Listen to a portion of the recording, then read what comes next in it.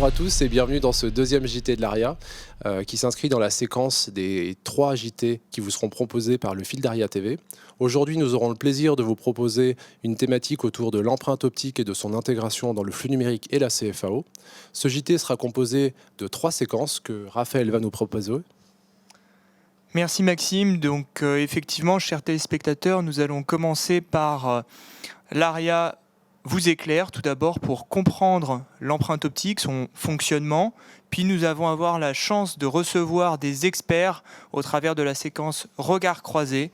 Et enfin, nous irons au plus proche des cabinets avec ARIA s'invite chez vous pour comprendre l'intégration de la caméra dans vos cabinets. Et je crois que c'est toi qui commences, Raphaël, avec ARIA nous éclaire. Merci Maxime.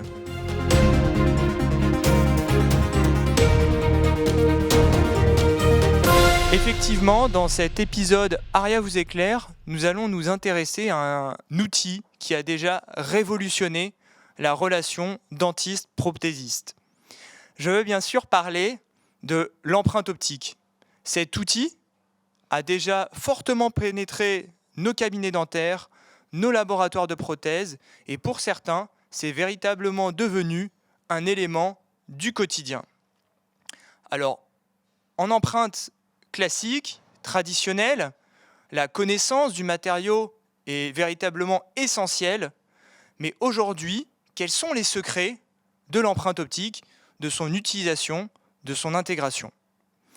Eh bien, le fonctionnement d'une empreinte optique est classiquement basé sur l'enregistrement d'un flux d'images, la capture d'informations en 2 dimensions par une caméra. C'est ce que nous appelons le hardware. Et ces informations, ensuite, vont être analysées par un algorithme. L'algorithme va repérer des points d'intérêt sur différentes images et les combiner pour créer un nuage de points en 3 dimensions. C'est la partie software. Et ces différents éléments ces différents points vont ensuite être combinés pour créer une surface maillée qui va représenter la dent. Et nous le comprenons déjà, l'empreinte optique va pouvoir représenter uniquement ce qu'elle va voir. Analysons un instant la qualité d'une empreinte optique, le fichier généré, le fichier STL. Nous remarquons sur ce fichier généré que des zones d'imprécision, des zones d'erreur sont fréquemment présentes en interproximale. Pourquoi cette erreur ? Eh bien tout simplement parce que les zones interproximales présentent un angle de vision qui est extrêmement faible. En prise d'empreinte classique, en prise d'empreinte traditionnelle, le matériau light va pouvoir être poussé par le matériau lourd dans des zones difficiles d'accès. Ce ne sera pas le cas en empreinte optique. Attendre dans la zone interproximale avec la caméra ne va pas du tout augmenter la précision. Il faudra donner des angles de vue différents avec votre caméra en changeant justement les angles de vue. Alors, nous le voyons, il existe beaucoup de surprises avec ces caméras. Et par exemple, une autre information capitale lorsque vous analysez la qualité de vos empreintes optiques, ça va être d'enlever la couleur au fichier. Effectivement, cette vision couleur du fichier peut empêcher la bonne vision de votre précision en donnant une fausse impression de profondeur. Alors vous l'aurez compris, malgré une apparente simplicité de l'utilisation de cette caméra, de nombreux défis restent encore à relever pour mieux la comprendre. Et c'est donc le moment maintenant de passer au regard croisé avec 2 experts que nous recevons aujourd'hui.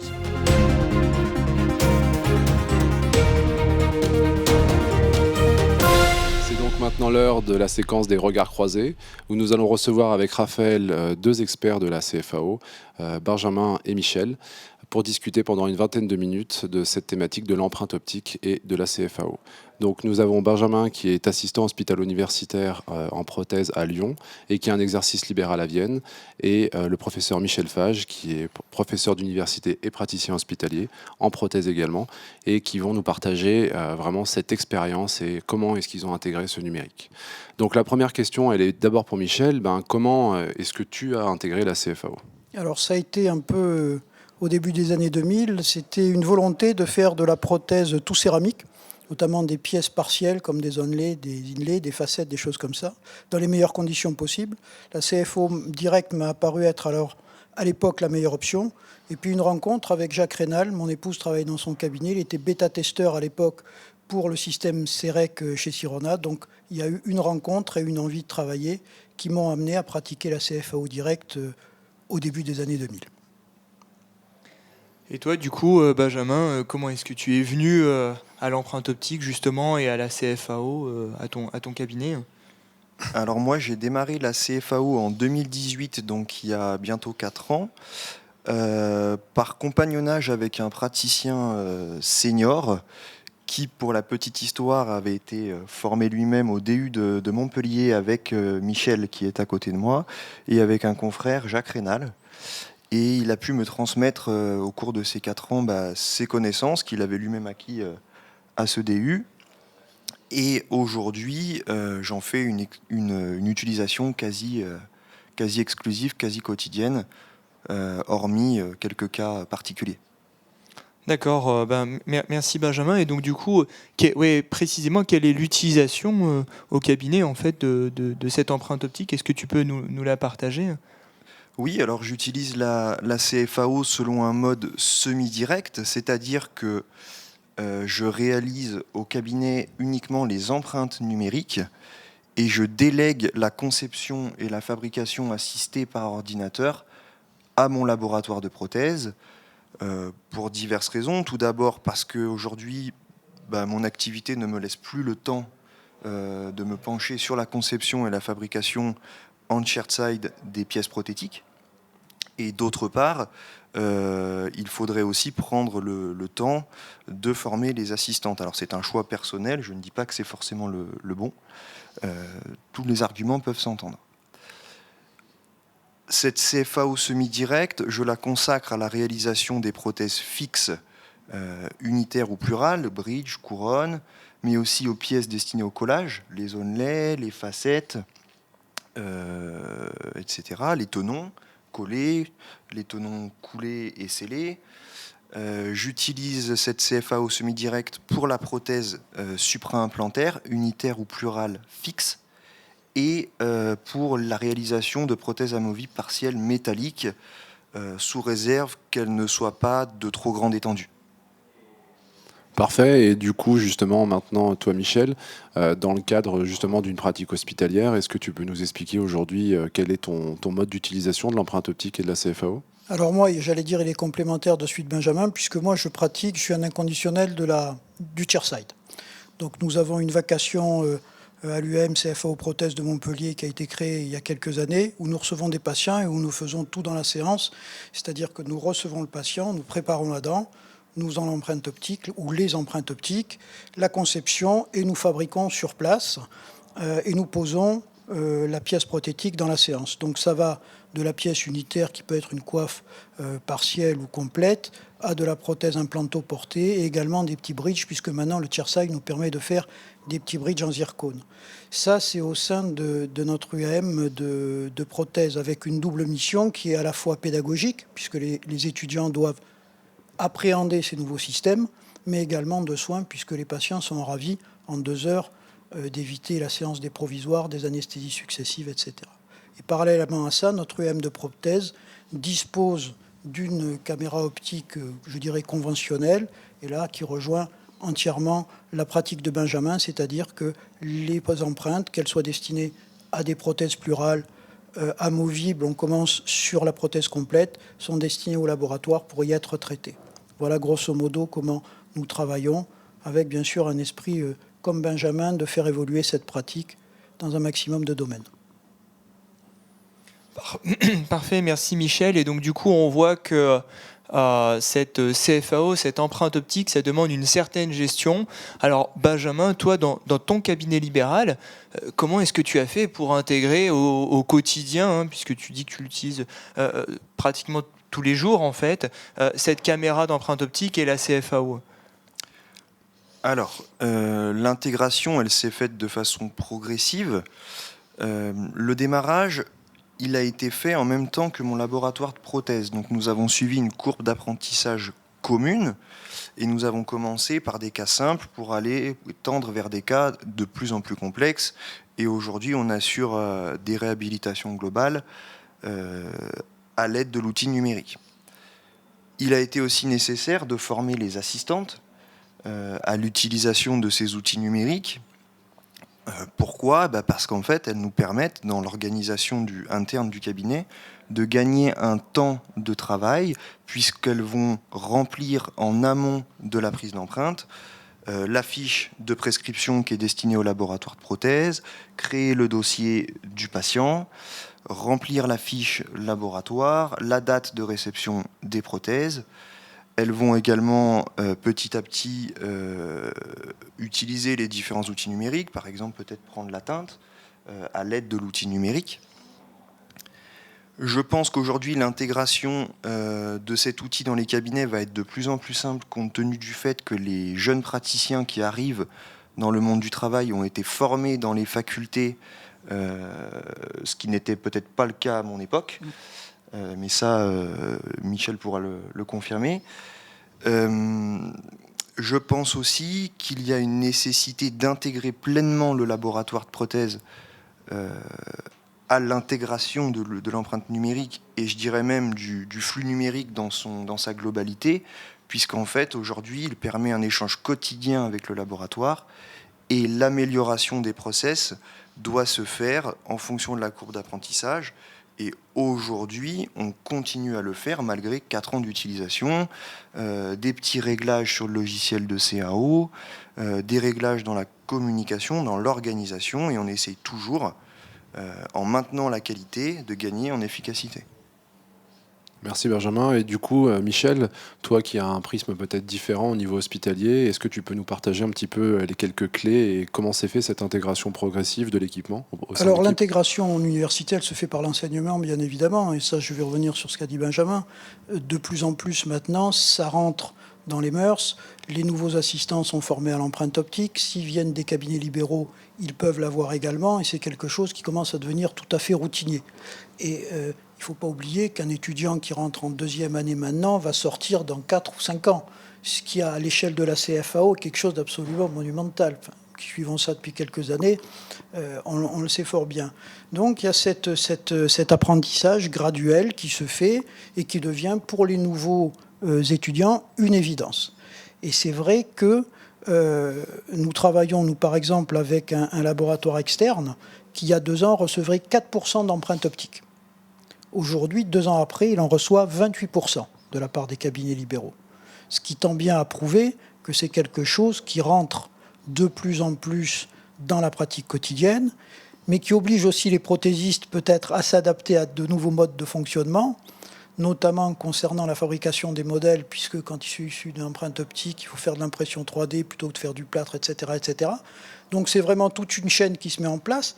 Et ce qui est passionnant, c'est que l'évolution de la CFAO est constante, et chaque fois, elle nous pousse un petit peu à apprendre un peu plus, à nous améliorer et à devenir chaque fois un peu plus performants pour le plus grand bénéfice de nos patients, en fait.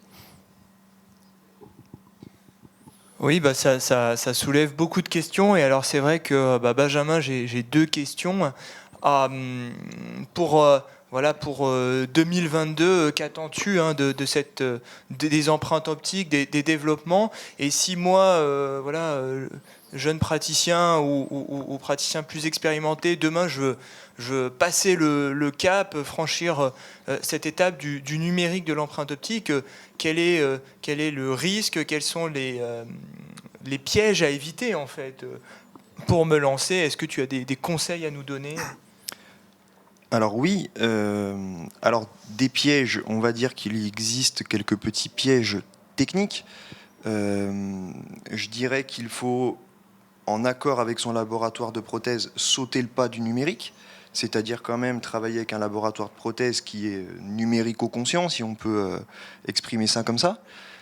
Deuxièmement, je pense qu'il faut méditer et réfléchir le choix de la caméra en fonction de l'organisation et de la disposition ergonomique de son cabinet, peut-être prendre un kart ou un pod ou un move, ça dépend aussi un petit peu de la configuration du cabinet. Je pense qu'il faut faire attention aux flux informatiques fermés. Je pense qu'il faut choisir aussi des caméras, des outils qui nous permettent d'intégrer différents logiciels, par exemple la conception numérique du sourire, des logiciels qui permettent d'enregistrer l'occlusion dynamique. Voilà, on peut imaginer plein de choses. Tu me parlais, Raphaël, des perspectives d'avenir et ce que j'attendais un petit peu de 2022, puis peut-être du plus long terme.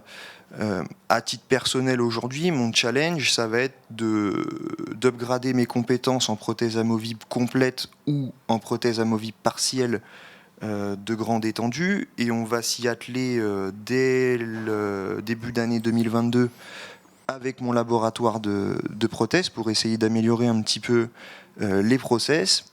Et ça va rentrer aussi dans un contexte où les prothèses amovibles vont être plafonnées vis-à-vis de la convention.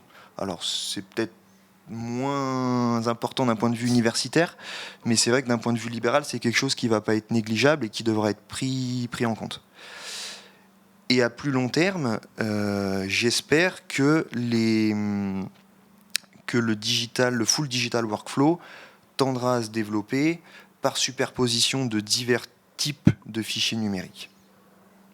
Merci beaucoup Benjamin. Et puis du coup Michel, toi avec l'aspect universitaire, hospitalier, tu as certainement une vision et tu as vu, je pense, passer sur les 15 dernières années beaucoup de technologies, beaucoup de dispositifs différents. Est-ce que déjà aujourd'hui tu as aussi des conseils en ce qui concerne les pièges à éviter, mais surtout avec le recul que tu as, quelle est la vision d'avenir et la prudence peut-être que tu peux nous partager ?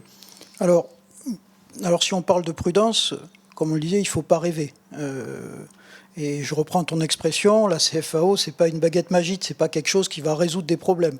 Il faut avoir des compétences, il faut avoir des connaissances de base et les appliquer à cette nouvelle façon de travailler. Faire une empreinte optique, ça peut se rater comme on fait une empreinte conventionnelle. Et parfois même de façon encore plus cruelle, parce que ça peut moins se voir que sur une empreinte conventionnelle. Donc il faut rester dans un esprit qui est très critique. Et ensuite, pour revenir sur ce que disait Benjamin, quand on travaille dans un monde qui est numérique, il faut que ce monde numérique ait une compatibilité. Donc peut-être que la première chose à savoir quand on travaille, c'est comment travaille aussi son laboratoire. Est-ce qu'ils travaillent, mais maintenant quasiment tous, parce que les prothésistes ont pris une avance terrible en CFAO par rapport aux dentistes, ils travaillent quasiment tous en numérique, mais avec quel système ? Travaille-t-il avec des marques qui sont compatibles avec les nôtres ? Travaille-t-il avec des fichiers qu'il va falloir convertir, ou est-ce que le flux va être,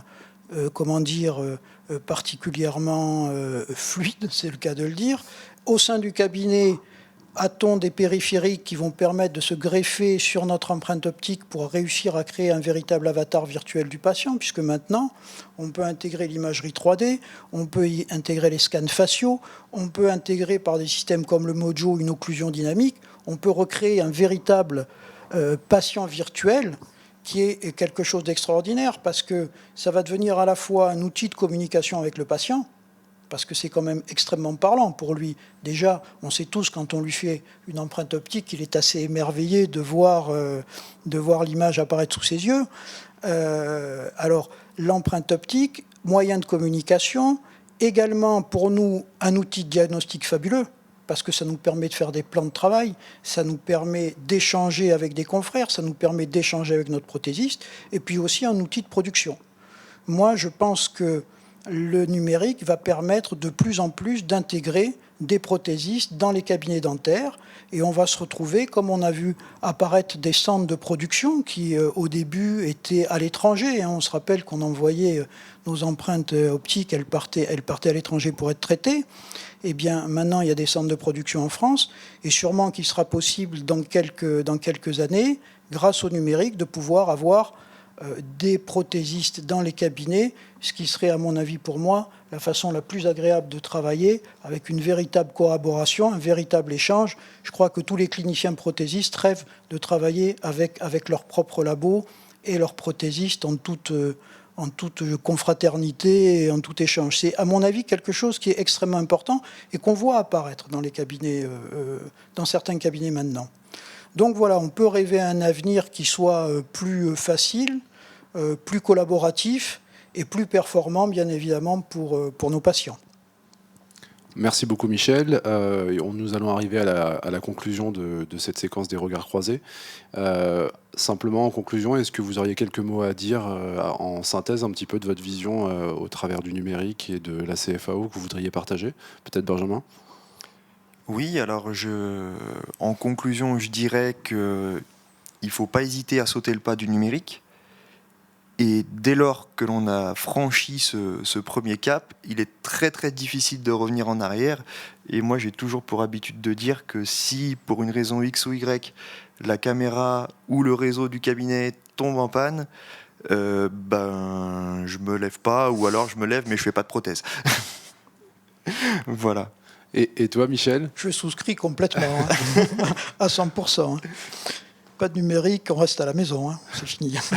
Non, mais peut-être, oui, effectivement, foncez, il y a même plus à hésiter. L'empreinte optique a atteint une certaine maturité, les logiciels sont de plus en plus faciles à utiliser. Il faut, comme le disait Benjamin, pousser sûrement dans la formation de l'assistante. C'est quelque chose de fondamental, qu'il n'y ait pas de formation d'assistante à la CFAO, c'est-à-dire à la gestion même de l'emploi du temps et de notre carnet de rendez-vous, parce qu'il change complètement avec la pratique de la CFAO, surtout si on fait du chairside. L'entretien des machines, la gestion des caméras, savoir calibrer des caméras, savoir remplir des fiches, savoir échanger, tout ça, c'est quelque chose qui va nous faciliter énormément la vie dans les cabinets, si on arrive à créer cette véritable formation de CFAO pour les assistantes. Et puis, bien sûr, ne pas hésiter, ne pas se poser de questions. La CFAO, c'est pas l'avenir, c'est le présent. Les prothésistes ont compris ça depuis bien des années, ils l'ont intégré. Et maintenant, c'est à nous, si on veut avoir un exercice épanoui, d'utiliser ces fabuleux outils. C'est quelque chose qui est, à mon sens, une évidence maintenant. Donc, foncez, il ne faut pas hésiter, il faut y aller. Merci Michel, merci à vous deux du coup d'être venus nous partager votre expertise sur le numérique. Merci Raphaël d'avoir été aussi là pour animer avec moi ces échanges. Et donc il m'appartient de conclure, et je crois qu'au bout de cet échange que nous avons eu, nous avions deux regards croisés, mais nous avons une vision commune qui est que le numérique et la CFAO sont omniprésents maintenant dans notre cabinet et qu'il faut savoir le saisir pour avancer ensemble en tant que praticien, mais avec aussi toute son équipe autour, les assistantes et le laboratoire de prothèses. Il va maintenant être temps de retrouver la section de l'ARIA s'invite chez vous.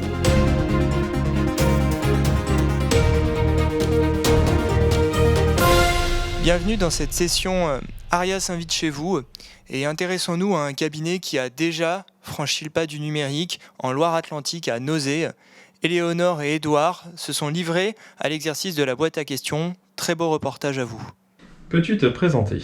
Oui, donc je m'appelle Éléonore Prost, je suis omnipraticienne avec une orientation en paro et implanto.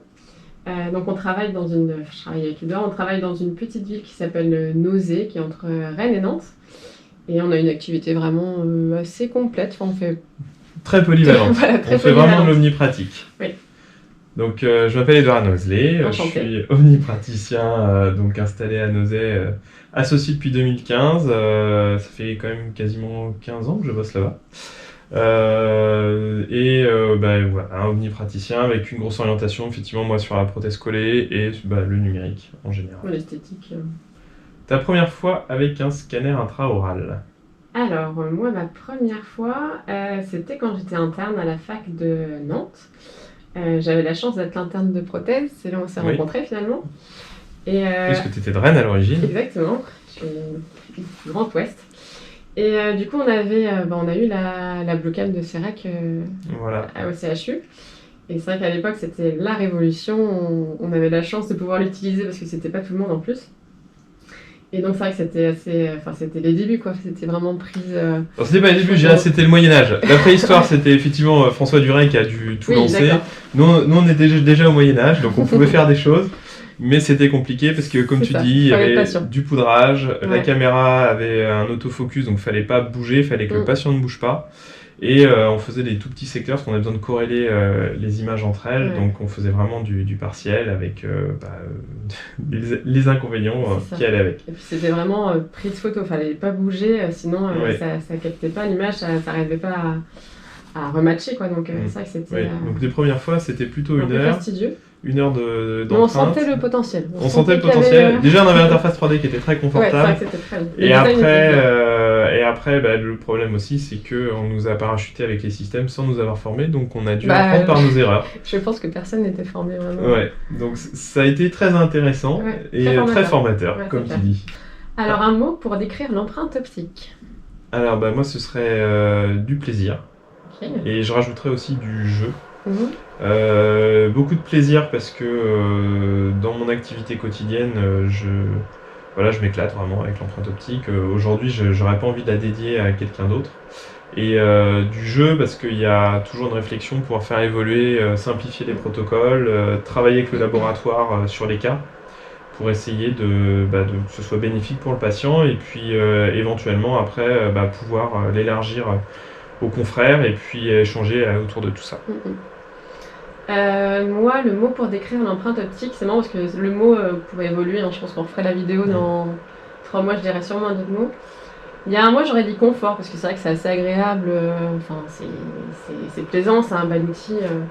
C'est vrai que tout de suite, on voit le côté plaisir, comme tu dis. Et il y a 3 semaines, par un malheureux concours de circonstances, j'ai dû refaire une empreinte double mélange. Et c'est vrai que là, ça faisait longtemps, je me rappelais plus du tout des sensations. Alors après, voilà, ça faisait longtemps aussi, donc j'ai perdu, je pense, un petit peu. Mais c'est vrai que c'était assez stressant parce qu'on prépare, j'avais 3 préparations pour une décor à faire.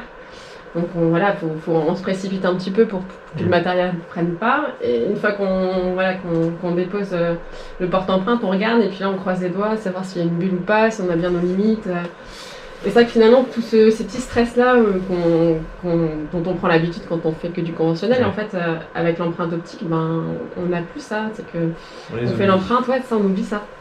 On fait l'empreinte, on peut zoomer, on voit que la préparation est peut-être pas parfaite à ce niveau-là, donc on peut même la reprendre, effacer, reprendre. Vraiment, c'est la sérénité, quoi. Pour moi, finalement, le mot pour décrire l'empreinte optique. Ce qui a le plus changé dans ton quotidien? Je pense que c'est quand même la chirurgie guidée, moi. Parce que c'est vrai que c'est possible sans empreinte optique, mais ça va être quand même plus fastidieux, plus compliqué. Et puis c'est vrai que c'est une révolution pour ma pratique, en tout cas, de faire de la chirurgie guidée, parce que ça me permet de vraiment me donner une sécurité, comme pareil, une sérénité dans les blocs, de bien pouvoir penser à plein de choses avant, réfléchir, planifier. Ça vraiment, là, pour le coup, c'est ce qui a changé le plus dans mon activité professionnelle, la chirurgie guidée, je pense. Alors moi, il y a la communication avec le patient, parce que c'était toujours compliqué de communiquer, d'expliquer au patient. Bien souvent, on le faisait avec une radio, mais ça leur parle pas beaucoup. Tandis que là, on peut bouger le modèle dans tous les sens, on peut leur montrer vraiment les lésions carieuses, les infiltrations. Donc c'est vrai que la communication est différente avec le patient et différente avec le laboratoire. Parce que là aussi, on charge des cas en même temps, on les regarde ensemble. Et parfois, sur des plans de traitement un peu compliqués, on va avoir une réflexion commune qui va faire qu'on va avancer beaucoup plus vite. Et après, il y a aussi une histoire de condenser le traitement parce que avec l'empreinte optique, je peux me permettre de faire une empreinte de différents éléments prothétiques, ça on y arrive aussi en conventionnel. Mais on va aussi pouvoir faire de la prothèse combinée, conjointe adjointe, en un seul temps. Et c'est vrai que ça donne un gros coup d'accélérateur sur les plans de traitement et les patients en sont ravis. Est-ce que tu as déjà eu envie de lancer le scanner par la fenêtre? Non, parce qu'au coup d'un scanner, on n'a pas envie de le jeter par la fenêtre. de le poser et de s'énerver sur un autre élément, pourquoi pas, mais pas sur le scanner lui-même. C'est ça, t'as une petite balle anti-stress à côté. Voilà, j'ai une petite balle en forme de scanner justement. Ouais. Moi c'est pareil, je peux avoir peut-être l'envie, mais je ne le ferai pas, en effet, purement financièrement. Oui, ce qu'on peut avoir de temps en temps des petits aléas qui font que ça ne fonctionne pas comme on le souhaite, mais bon, globalement, ce sont des systèmes qui fonctionnent très bien. As-tu essayé beaucoup de scanners? Alors, oui. J'ai travaillé avec 5 marques différentes et différentes générations sur ces 5 marques. Donc, je pense qu'on peut considérer que j'en ai essayé pas mal. Ouais.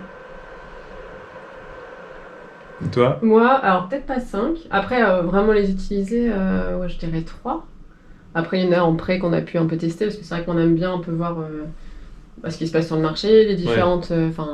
ça évolue tellement rapidement, etc. Chaque scanner a ses petits avantages et ses inconvénients, donc c'est vrai qu'on aime bien aussi voir ce qui se passe ailleurs. Mais voilà. Mais c'est vrai.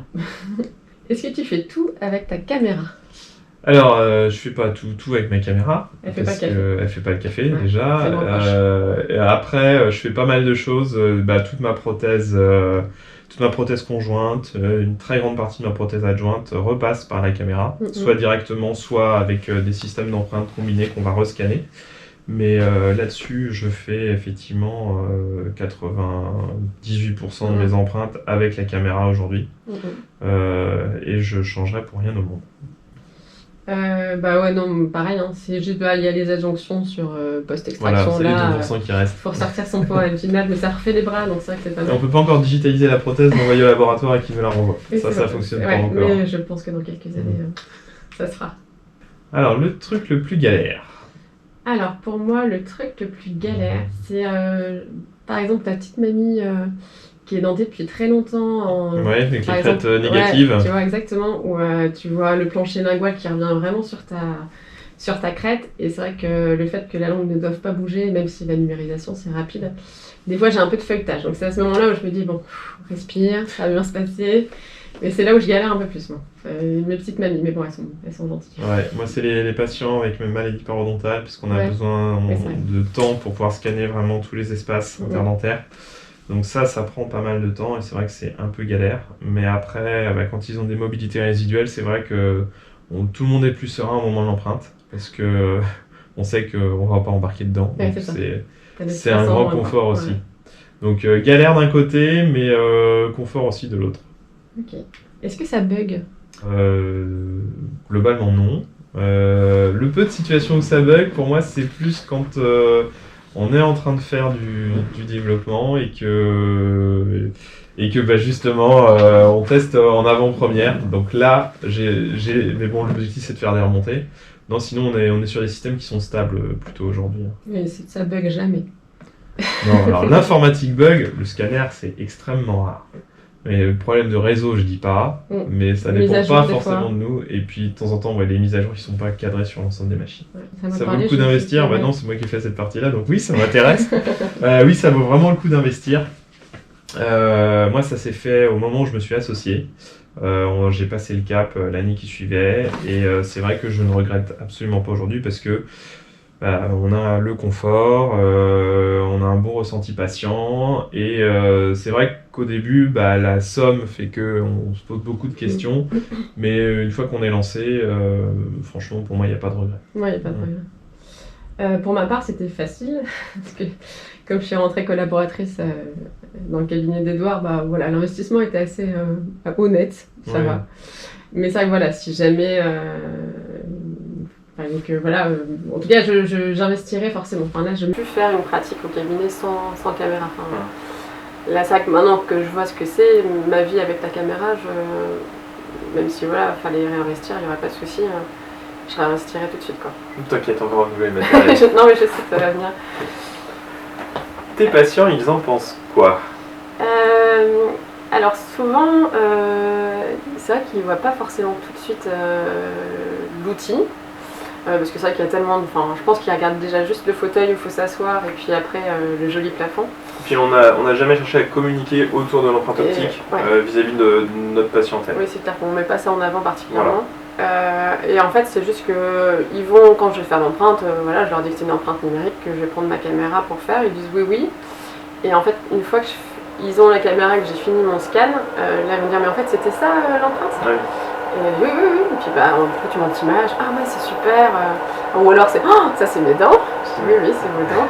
Donc c'est vrai que c'est du côté là aussi pédagogique de pouvoir vraiment montrer, de zoomer. Enfin, on a beaucoup de questions, finalement les patients s'intéressent parce que quand on prépare, on a beaucoup plus d'interactions quand on leur montre le travail effectué, comment est la dent et la précision du travail effectué. Donc c'est vrai que ça c'est bien, surtout comme tu dis sur les soins conservateurs. Ils voient que quand on prépare une facette, vraiment on a été enlevé une épaisseur extrêmement fine. Et c'est vrai qu'au début je leur présentais en leur disant voilà, on va faire une empreinte différente et puis avec le temps on oublie de présenter. Et donc aujourd'hui c'est en fin de séance quand on leur remet le provisoire, quand on a terminé, on nous dit bah non on n'a pas fait l'empreinte, la patte, elle est bonne. Et on leur dit bah non on fait sans patte. Et là ils font ah mais oui, ça c'est révolutionnaire. C'est chouette. Donc l'abord des patients est vraiment très positif et ils ont vraiment une sensation de confort et je dirais presque de cocooning vis-à-vis de ça, parce que quand on en parle avec eux, ils ne reviendraient pas en arrière. Et puis moi, c'est pour la petite anecdote, c'est comme ça aussi que j'ai passé le cap de l'adjointe. Une patiente avec laquelle on avait fait de la conjointe, et au moment de passer sur l'adjointe, je ressors mon Alginate pour faire mon empreinte primaire, classique. Et puis là, elle me dit, ah non, hors de question, je veux qu'on fasse avec la caméra. Et c'était un de nos enjeux, parce qu'on avait pu présenter le cas à l'ARIA en 2015. Et à l'époque, présenter du châssis sur empreinte numérique, c'était relativement inédit. Donc un petit clin d'œil à mon fantaisiste aussi qui avait pu assurer sur ce coup-là. Yannick, si tu nous regardes. Yannick, si tu nous regardes. Ok.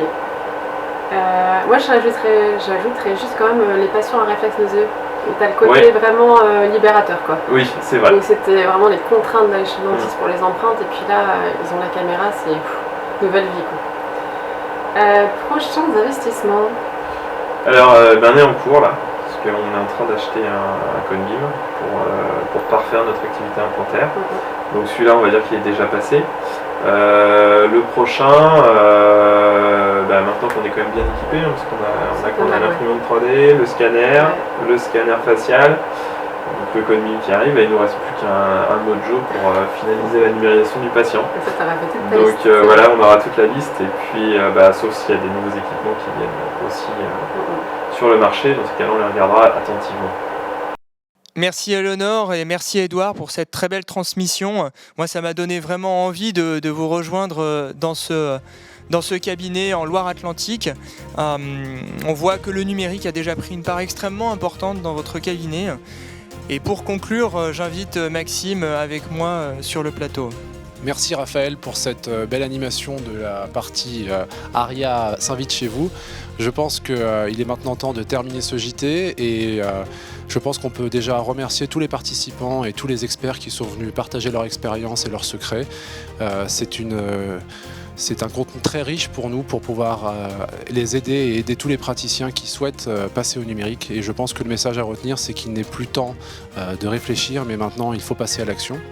Donc à l'issue de ce JT, je vous invite tous à nous retrouver à Eurexpo le 29, 30 et 1er octobre 2022 afin de pouvoir continuer cette discussion ensemble. Et je vous dis à bientôt pour d'autres expériences Aria.